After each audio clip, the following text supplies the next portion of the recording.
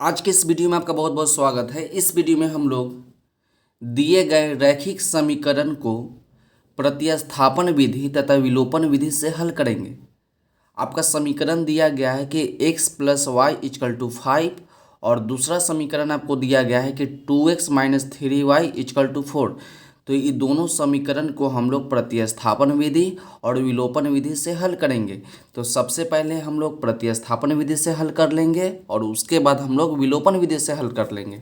तो चलिए हम लोग सबसे पहला काम क्या करेंगे, प्रतिस्थापन विधि से हल करेंगे। तो यहाँ पर लिख लेते हैं हम लोग प्रतिस्थापन विधि। क्या लिखते हैं?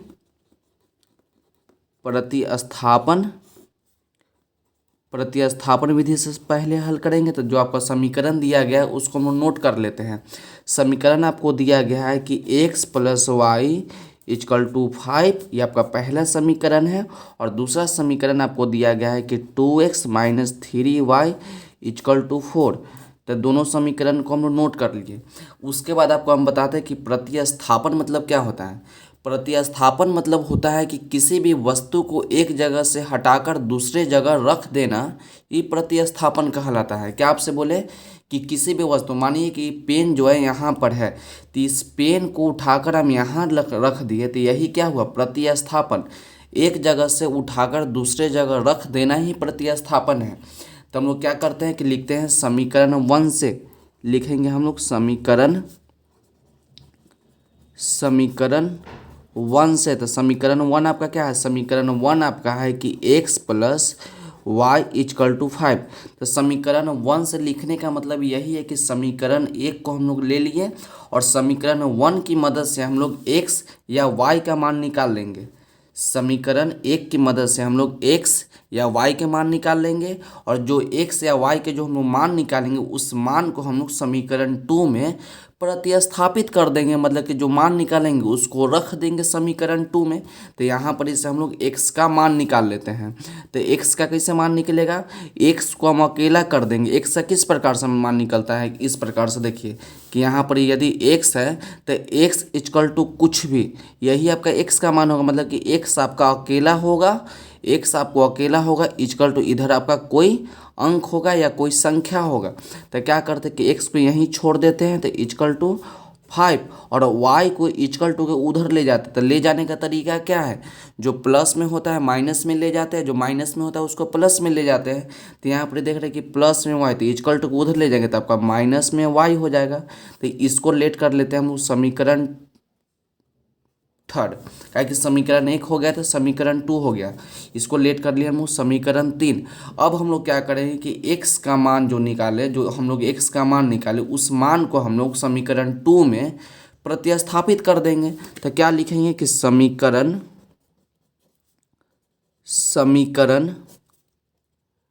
2 में x का मान प्रतिस्थापन करने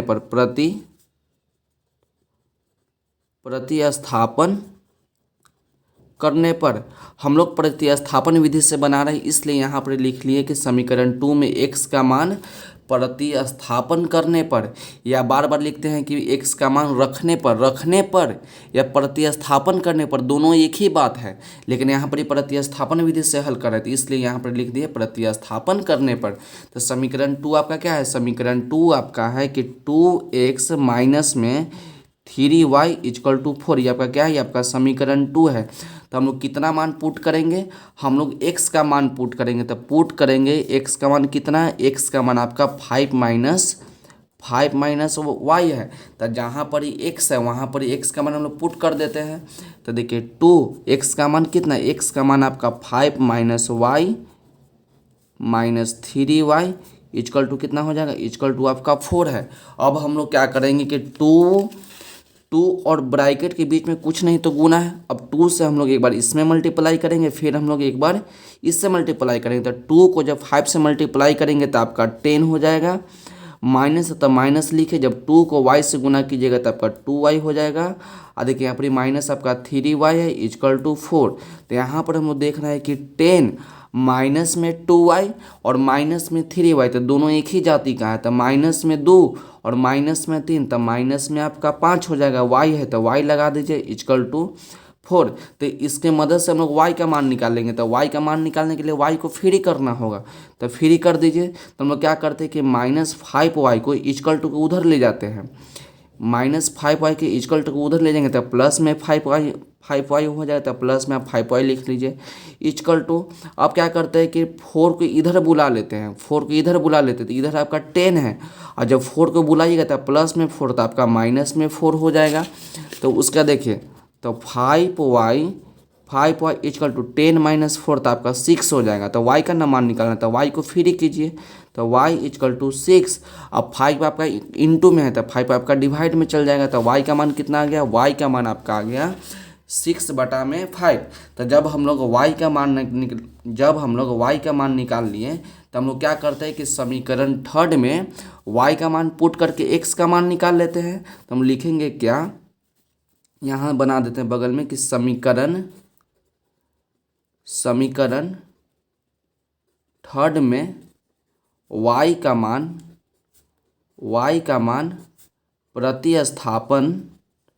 प्रतिस्थापन करने पर। तो समीकरण थर्ड आपका क्या है, समीकरण थर्ड आपका है कि x इक्वल टू 5 - y। तो हम लोग y का मान पुट करेंगे, तो पुट करेंगे कि y इक्वल टू कितना है 6/5। तो x इक्वल टू 5 माइनस, तो माइनस लिखे, y का मान कितना गया, y का मान आपका 6/5 है। तो 6/5 लिखे, नीचे कुछ नहीं तो 1। तो x इक्वल टू 1 और 5 का जब एलसीएम ले लेंगे तो आपका 5 हो जाएगा।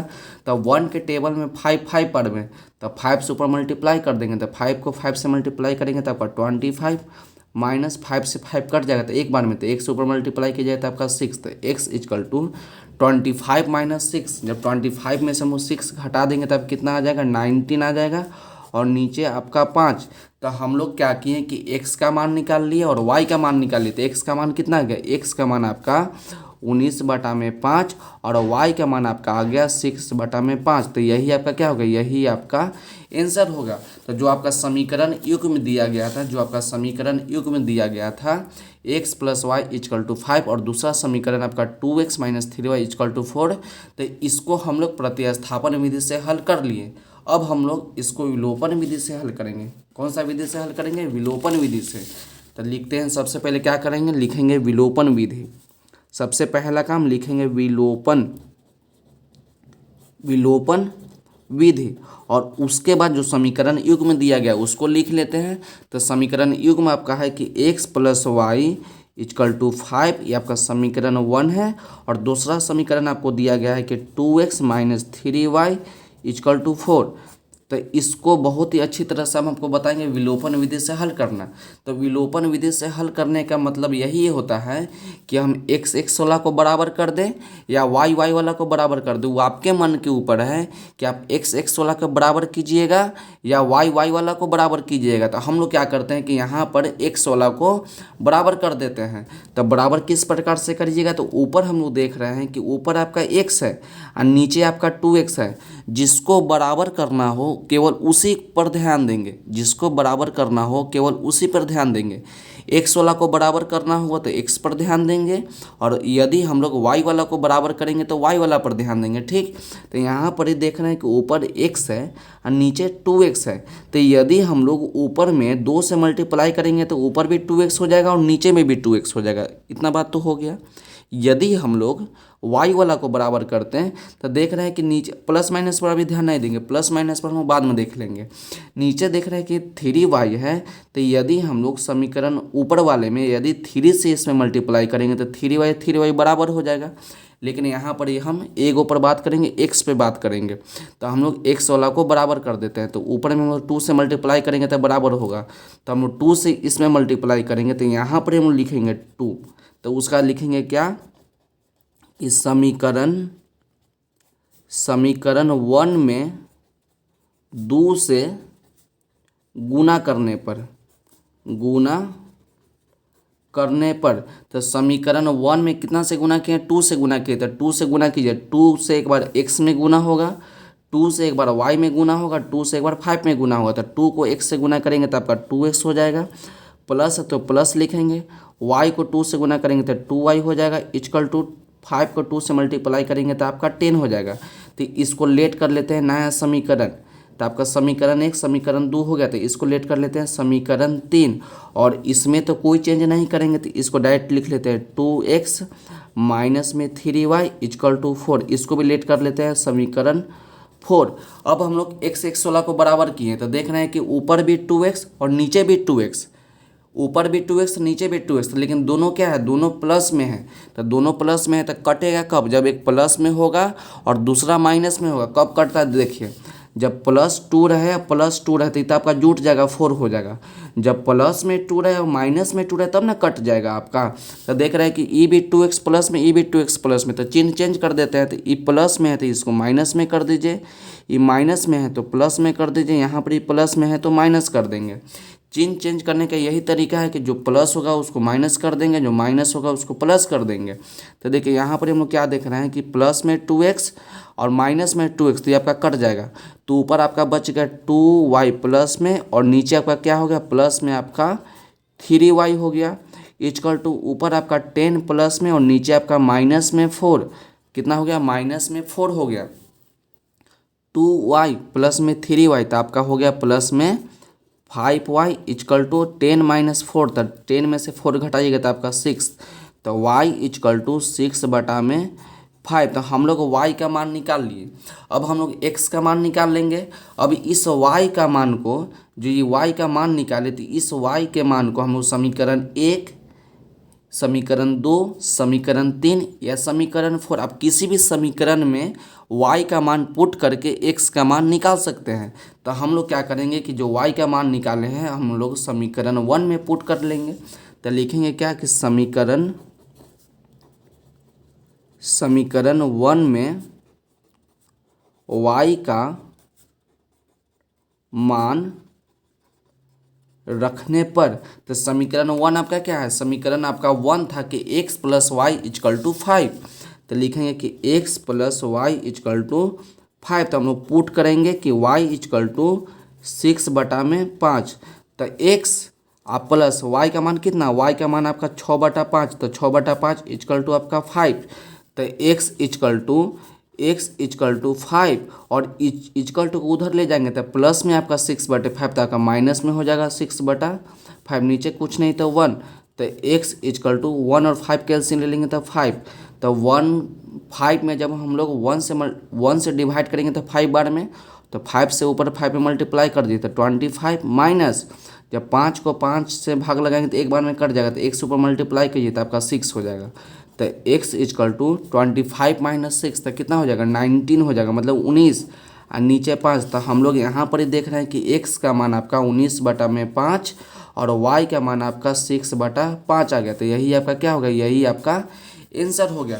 तो जो आपका समीकरण युग्म था उसको हम लोग प्रतिस्थापन विधि से भी हल कर लिए और विलोपन विधि से हल कर लिए।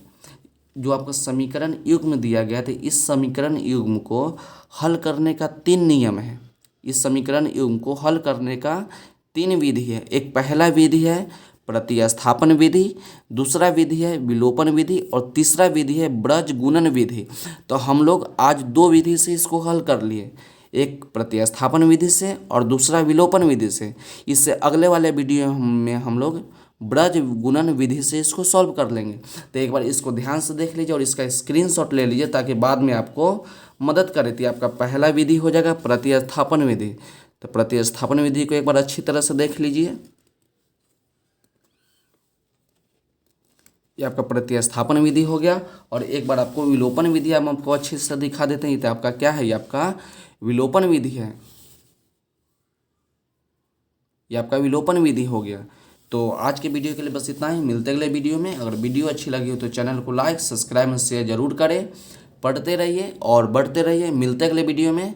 Thank you for watching. पढ़ते रहिए और बढ़ते रहिए।